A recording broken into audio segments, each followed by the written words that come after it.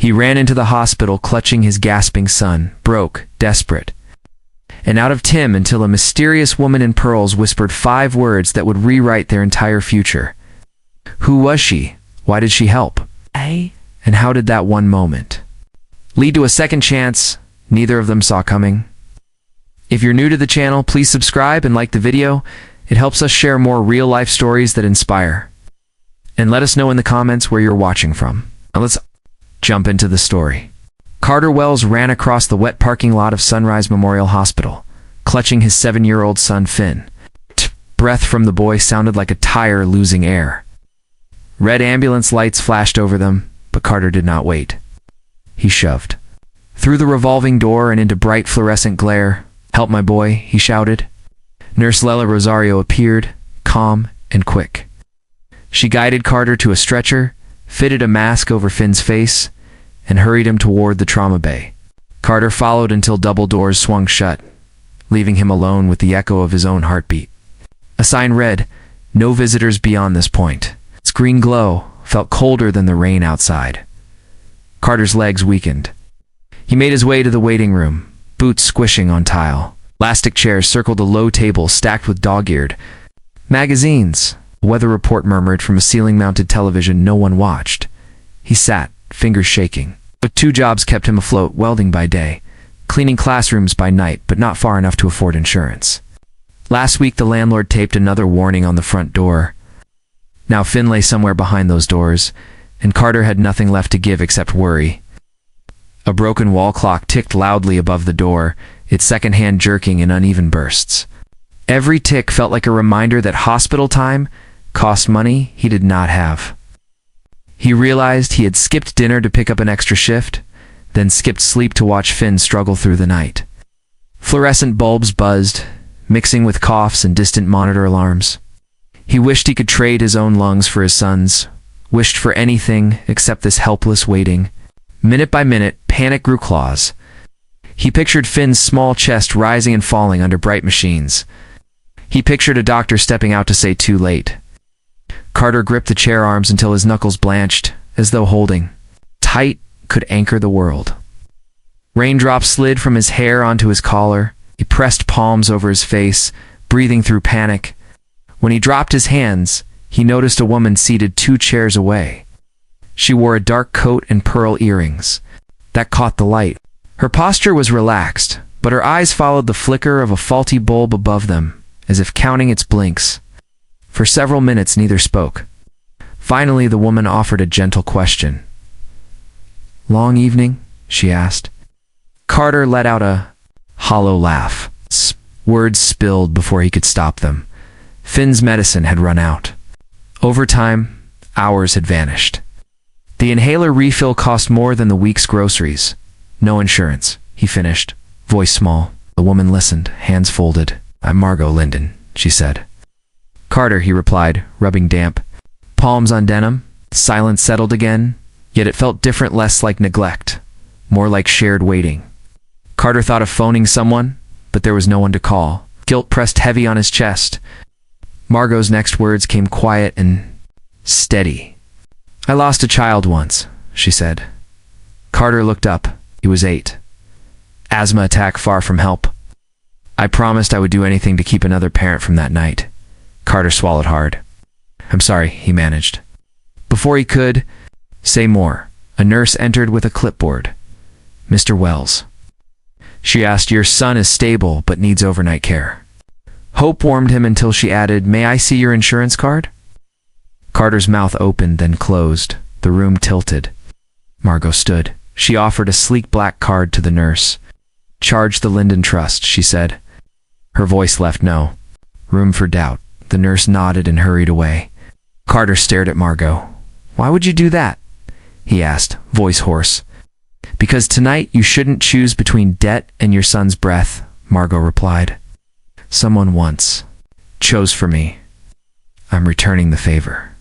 Emotion washed over Carter, stronger than the rain outside. He covered his face, tears mixing with storm water. The television droned on, but Carter heard only Finn's earlier wheeze and Margot's promise. Thunder rolled beyond the hospital walls. Inside, Two strangers sat side by side, bound by loss and the fragile sound of a child trying to breathe. Somewhere behind the double doors, Finn rested beneath warm blankets and attentive eyes. Carter exhaled slowly, tasting relief. He did not know this graceful woman, yet her act felt like stepping onto solid ground after years of skating on thin ice. As the clock pushed past midnight, Carter dared to imagine tomorrow. Finn laughing again, a morning without dread, a phone call that might change everything. Hope, once a faint drip, now trickled steady. The night of one too many breaths was not over. But it had taken a turn neither Carter nor Margot would forget. Carter Wells barely slept as dawn seeped through the windows of Sunrise Memorial. Finn rested in the pediatric unit, small chest rising, beneath thin blankets and gentle monitors. Every green blip on the screen felt like a loaned breath, precious and fragile. Nurse Leela Rosario guided Carter to a family consult room where Julian Crane from billing and Mira Bates from social work waited. The stack of papers on the table looked heavier than any steel beam Carter had ever lifted. Julian spoke first. Finn will need another day of care. We have to confirm payment. The line was polite, but the meaning sharp. Carter's voice cracked. No insurance. Then, Margot Linden stepped inside, steady as sunrise. She set a black card on the pile. Linden Trust will cover his stay, she said. Her tone brokered no debate. Julian blinked, nodded, and left. Mira remained. This helps, she said, but I still need household details so we can plan support. Carter listed his life in blunt facts. 1 parent, 1 child, 2 jobs, 0 savings. When the form asked for backup contacts, he left the space blank. Writing none felt too final. In the hallway, ventilators hummed like distant waves. You didn't have to save us, Carter told Margot. I remember the night no one saved me, she answered. I won't watch it happen again. Her gaze stayed on a mural of cartoon lungs painted for the children's ward. Love is costly. Sometimes strangers help pay. A doctor appeared. With news, Finn's breathing was steady, oxygen levels climbing. Relief washed through Carter like cold water on a fevered brow. The cafeteria smelled of burnt coffee and sweet rolls. Margot asked Carter about welding, sparks, and long shifts. Her questions made his grind sound almost heroic. Halfway through their cups, her phone buzzed. She took a quick call, then slid a white envelope across the table. Our company needs crew leaders who know work from the ground up. Interview is Friday 9 a.m. Carter opened the flap and saw the schedule, the promise of benefits circled in blue ink. I'm not sure I can, he whispered. Show up, Margot said. You already have the one skill nobody can teach. Refusing to quit. Sunlight brightened the linoleum as she left, heels tapping a confident rhythm. Carter reread the invitation until the letters blurred. Possibility felt dizzying, like stepping onto a bridge that wasn't finished yet. Back upstairs, he leaned on the glass door of Finn's room. The boy slept peacefully, mask hissing a quiet lullaby. We might be okay, buddy, Carter murmured. Mira found him there, handing over a folder titled Breathing Easy Program. This covers medication after discharge, she explained. No cost. Carter's throat tightened. Kindness seemed to multiply. Margot's card, the hospital team. Now these forms? But fear still whispered that good breaks often came with hidden catches. He shook the thought away, focusing on Finn's even breaths. Each one felt priceless, the true price of a heartbeat measured not in dollars but in determination and the mercy of others. Later, while Finn dozed, Carter walked the corridor. Fluorescent lights flickered, mirrored by the doubts in his mind. What if he failed the interview? What if the bills came anyway? He paused at a window overlooking the city. Morning traffic streamed like silver threads. Somewhere out there, a new chance waited Friday at 9. He pressed a fist against the glass. Don't waste it, he told his reflection. Hours slid by. Finn woke, asked for water, then drifted back to sleep. A nurse adjusted settings, nodding at Carter with quiet encouragement. The world felt uncertain, yet steadier than it had the night before. By afternoon, paperwork was complete. Julian returned, less rigid now, confirming the account was settled. Through Linden Trust, he offered a business-like smile. Your boy's in good hands.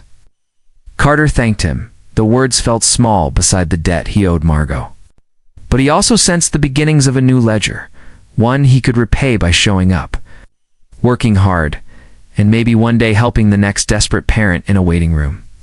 When twilight painted the hospital walls pink, Carter stood beside Finn's bed and told a story about skyscrapers reaching clouds. "Can we visit one?" Finn asked. Carter smoothed his son's hair. "We will," he promised, thinking of Friday and the tower Margot's company was building. "Maybe we'll even help finish one." Night settled again, but the darkness felt thinner. Monitors glowed like small lanterns. Carter pulled a chair close, rested his head near Finn's, and finally allowed his eyes to close. Outside the room, the world kept turning. Nurses changed shifts, floors were mopped, storm clouds drifted east. Yet in that quiet chamber, a father and son held to the same steady rhythm. Paid for by courage, compassion, and a stranger's vow. Carter Wells woke before dawn on Friday, nerves buzzing louder than his phone alarm.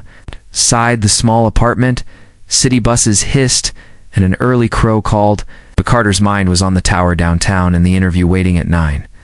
He brewed the last scoop of coffee, ironed a thrift store shirt until the steam hissed out, and tied Finn's school shoes with hands that shook only a little. "I'll be back before dinner," he told his son. Finn nodded, trusting without question, and that trust felt heavier than any toolbox Carter had ever lifted. The bus ride was long enough for doubt to climb aboard. Every pothole rattled a new worry. What if the job was charity?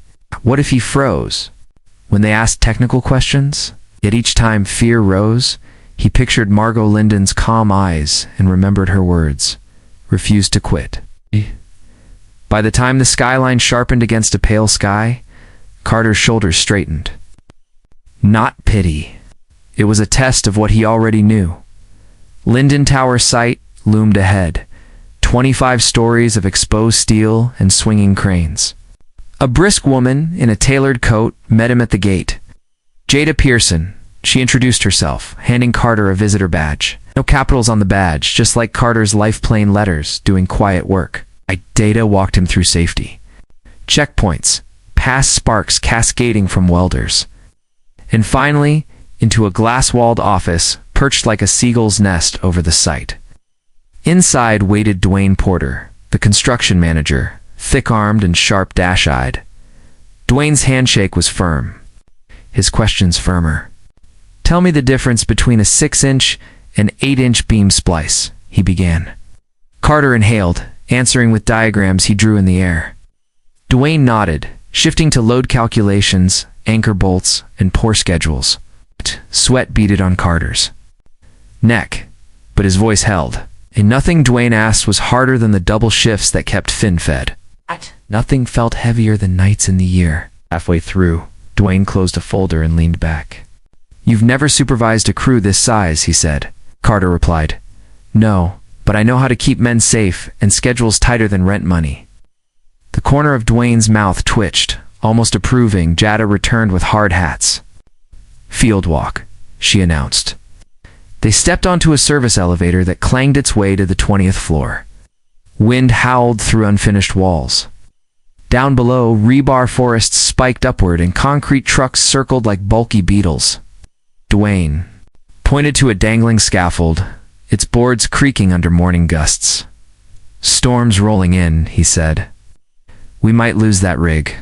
Carter studied the ropes, spotting a frayed line flapping dangerously. Instinct overrode nerves. "We need it secured now," he said. With Dwayne's nod, Carter jogged toward the scaffold team. Rain clouds darkened like bruises overhead. Carter shouted clear instructions: reroute the harness, double knot the cleats, pull tension evenly. Workers obeyed, respecting confidence in his tone. Just as the first fat drops fell, the scaffold settled into safe balance. Dwayne and Jada watched, expressions unreadable. Thunder cracked, echoing through steel columns, but the danger had passed. Back in the office, Dwayne scribbled a note on a yellow pad that could have gone bad, he said. Carter shrugged, adrenaline subsiding. Bad costs, lives and money, he answered. Dwayne tore off the note and handed it over. Out, report to our Monday. Junior site supervisor, medical. Family included. For heartbeat, Carter forgot to breathe. Jada smiled, genuine warmth cutting through her professional poise, leaving the site. Rain tapping his shoulders, Carter felt taller than the crane arms above him. Hot. On the bus, he read the offer letter 3 times. Benefits spelled security for Finn, inhalers, checkups, peace. Every printed line felt like concrete curing around the cracks in his life. That evening he returned. Home early enough to help Finn with homework. They celebrated with grilled cheese and tomato soup. Finn listened wide-eyed as Carter described the tower, cranes swinging like giant arms against the sky. Will it reach the clouds? Finn asked. Maybe, Carter said, but clouds move. We build so people stay steady. Finn considered that, then high-fived his dad. Breadcrumbs flying Monday arrived fast. Carter's new locker smelled of fresh paint. His safety vest carried the Linden logo, small and simple. Ow. On the floor he met crews from every background, each person measuring his worth by action, not story. He answered questions, assigned tasks, and learned names. Malik on rebar, Sophia on quality checks, Hugo driving the pump. He listened more than he spoke, mapping the rhythm of the site like a drum beat. Over the next weeks, Dawn found Carter standing with Dwayne, reviewing schedules, eyes clear instead of sleepless. Margot visited occasionally, walking the decks with quiet grace. She stayed behind the scenes, but Carter could feel her pride each time Finn's health report improved. One afternoon she paused beside him, staring at the city spread below. How does it feel? She asked. Carter followed her gaze. Like wet cement, he said. Messy now, but solid when it sets. Margot chuckled, first light laughter. Carter had heard from her. Then came the heavy storm that everyone had watched on weather apps.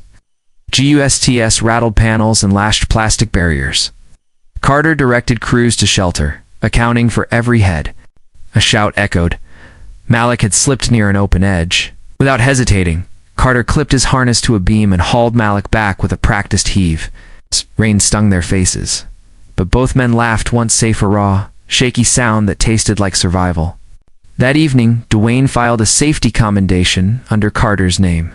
News spread quickly. Crew morale rose. Production too. Carter wasn't just the man who'd been helped. He was the man who helped back. Finn noticed the change. His dad's eyes no longer looked distant. They reflected cranes and possibilities. One Friday close to sunset, the site quieted. Golden light washing steel bones. Carter walked the skeleton floors, thinking of breaths bought by kindness, of chances earned through grit. Each beam, each secured bolt echoed a lesson. Hope can be poured like concrete. Strength can be tied like rebar, and nerves, if held steady, can carry weight beyond measure. He paused at the edge, city lights flickering on, and whispered a promise to both the skyline and his sleeping son at home. We're building a life that won't collapse, beneath the vast darkening sky. Those words felt as real as any tower, anchored deep and reaching up. 3 months after the scaffold storm, Dawn found Carter Wells in front of a cracked mirror, knotting a borrowed navy tie. Now lively again, ate cereal at the wobbly kitchen table, humming superhero tunes. Outside, city buses sighed over wet pavement. Today was topping out day for Linden Tower, and Carter had been asked to speak. Stage fright fluttered in his stomach, yet beneath it beat the solid rhythm of someone who had survived harder moments. The early bus downtown, Carter kept the speech in his head like loose nails in a pocket. Finn counted cranes through the window, each sighting followed by a grin. At the gate, banners read Linden Structural Group, building tomorrow, the letters rippling in a light breeze. Jada Pearson met them, fitting bright vests and tiny earplugs on Finn. Margot Linden waited near the podium, offering Carter a brief nod that said, "You've already earned this. Let's tell the story." Music from a small brass band drifted across unfinished floors. A crane hoisted the final steel beam, its white paint covered in signatures. The workers watched, Helmets tilted back while sparks flickered like day fireflies. Dwayne Porter tapped the microphone and introduced Carter. Applause rolled toward him, warm and heavy. He stepped up, feeling wind whistle through open walls 18 stories high. And for a second, he imagined his old life, the night shift, the wheeze of an emergency monitor far below. "Good morning," he began, voice rough but steady. "Last winter I sat in a hospital thinking breathing had a price I could never pay. A stranger beside me chose to pay it anyway. That kindness became this tower steel, concrete, and second chances." He paused, meeting the eyes of welders, crane operators, and janitors. "Every beam behind me was lifted by people who know the weight of worry, yet refuse to quit. Together we raised more than a building. We raised hope." Cheers burst like sudden thunder. Margot stayed off stage, but her eyes glimmered. Finn, wearing a helmet too big for him, trotted forward holding a folded drawing. On the cover, a caped woman flew above a city. Inside, in shaky letters, it read, "Thank you, Ironheart Lady." He handed it to Margot. The crowd softened. Even Dwayne cleared his throat and looked away. Margot knelt so her pearls were level with Finn's eyes and accepted the gift as though it were priceless. She rose and faced the microphone. "Finn's picture reminds me that help should echo," she said, voice carrying over hammers and wind. "Today we start the Ironheart Fund medical aid and trade scholarships for kids who fight to breathe. The first ambassador will be Carter." Wells' gasps turned to applause. Carter felt weight in his chest, but it was the good kind, the sort that grounded rather than crushed. A welder started to chant. Others joined. "Ironheart, Ironheart," till laughter replaced tears. The crane eased the signed beam into its cradle. Bolts tightened, and the building seemed to sigh with relief. Reporters scattered for quotes. Jada ushered crews back to work. Margot slipped the drawing into her coat, leaving a corner visible like a secret badge. Carter exhaled, realizing the speech, the job, the bills, everything had balance for one shining hour. Yet he knew the real work began after ceremonies and daily safety checks, and keeping promises made under microphones. That evening the site emptied, and amber light slid along the fresh glass. Carter took Finn to the roof deck before heading home. The city stretched wide, rivers of headlights flowing between buildings. "Look how high, Dad," Finn whispered. Carter crouched, so their eyes were level with the ledge. "We got here together," he said. Finn grinned, then asked if Margot would come to his school play next month. Carter promised to ask, already knowing the answer would be yes. They rode a quiet elevator down, boots echoing on raw concrete. In the lobby, Margot handed Carter a slim folder, leadership classes starting autumn, tuition covered. "Another rung," she said. He thanked her, unable to find larger words. Finn tugged her hand, inviting her to the play. "Ados." Margot accepted. With a graceful bow, pearls catching last light. Then she walked toward her car, silhouette small against the half-lighted tower that carried both her grief and her renewed purpose. Street lamps flickered on as Carter and Finn headed for the bus. Stop. The tower behind them glowed, each floor a square of promise. Carter thought about every step from the ER to this sidewalk. Panic, help, work, trust. Realized skylines are maps of human vows, each beam, someone's pledge to stand tall. Squeezed Finn's hand. "Our life won't collapse," he whispered. The boy, already sleepy, leaned against him. Overhead, cranes rested like giant guardians, watching their slow, steady walk home.